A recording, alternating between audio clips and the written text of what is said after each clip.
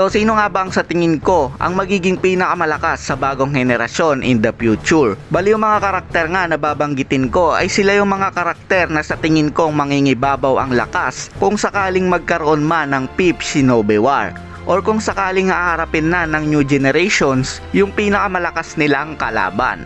Syempre hindi ko na isasama dito sila Naruto at Sasuke dahil tapos na ang kanilang era. Siguro magiging support na lang sila sa mga bagong henerasyon kung sakaling magkaroon nga ng malaking gera, tulad ng ginawa noon ng 4 na Hokage during 4th Shinobi World War. Diba naging support sila doon sa mga bagong henerasyon na sila Naruto. Kaya ngayong lipas na ang era nila Naruto, sa tingin ko ay ganun din ang magiging role nila ngayon sa bagong henerasyon. Ang una nga sa ating listahan ay itong si Sarada. Sa tingin ko nga isa tong si Sarada sa magiging pinakamalakas in the future.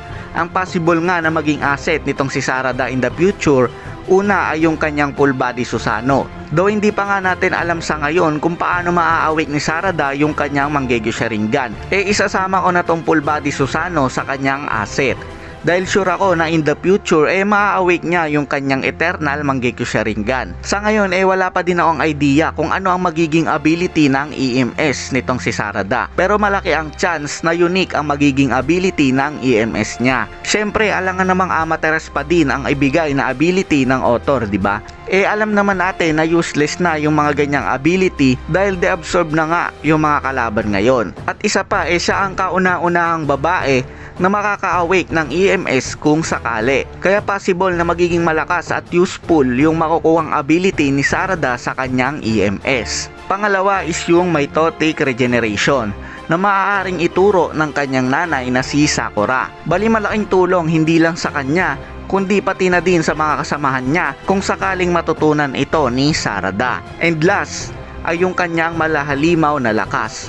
So gainin pa nga lang si Sarada parang kasing lakas niya na yung kanyang nanay in terms of strength.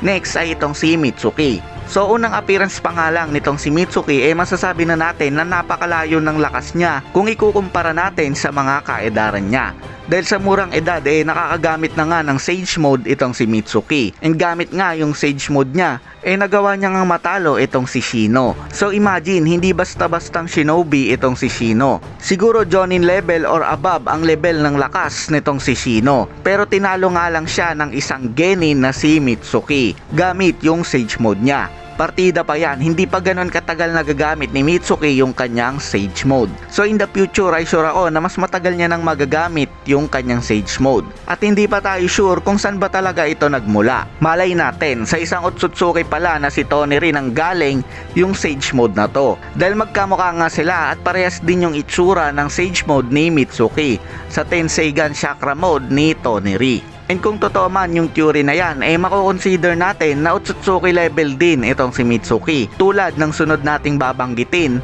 na sina Boruto at Kawaki. So pinagsama ko na nga yung dalawang to, dahil nasa kanilang dalawa lang naman ang magiging Otsutsuki God. Na kung saan yung magiging Otsutsuki God nga na to, ito na yung magiging pinakamalakas sa mundo nila.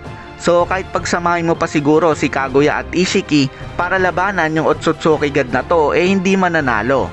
Bali sa tingin ko ganun nga kalakas yung Otsutsuki God na tinutukoy ni Ishiki na pangarap niyang maging. So alam naman natin na yung lakas ng dalawang to ay almost equivalent na sa Otsutsuki na may hawak sa kanila.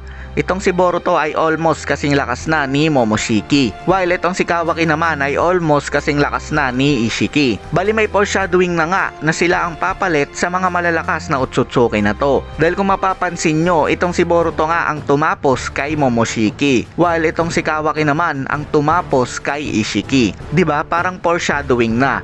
Though mas malakas nga itong si Kawaki in terms of Otsutsuki powers, pero wag nating kalimutan yung Jogan nitong si Boruto. Hindi pa natin alam yung tunay na lakas ng dojutsu na to, pero in the future ay sure naman tayo na ipapakita sa atin yung tunay na lakas niyan. Overall, itong apat nga na to ang sa tingin kong mangingibabaw ang lakas in the future.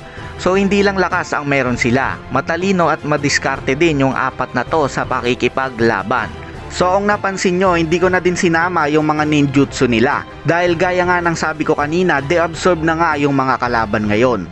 Pero sa talino nga ng apat na to ay magiging useful pa din naman sa kanila yung mga ninjutsu nila kahit papano. Dahil kung matatandaan nyo, nakadamage nga yung Chidori ni Sarada kay Boro. Yung Vanishing Rasengan nga din ni Boruto ay nakadamage naman kay Momoshiki. In fact, Rasengan nga din ang tumapos sa kanya. And yung bait nga na Shadow Clone ni Kawaki naman ang tumapos sa buhay ni Ishiki. Pero opinion ko lang naman to, kaya kung may naiisip kayong karakter na pwede pa nating idagdag, ay huwag ka nang mahiyang i-comment yan sa ating comment section sa baba. And dyan na nga nagtatapos ang topic natin patungkol sa pinakamalalakas sa new generations. Baling nagustuhan mo itong ginawa kong video ay bigyan mo na to ng isang bagsak na like. At syempre mag-subscribe ka na din at i-click yung notification bell para lagi kang updated sa mga bago nating uploads. So salamat mga idol.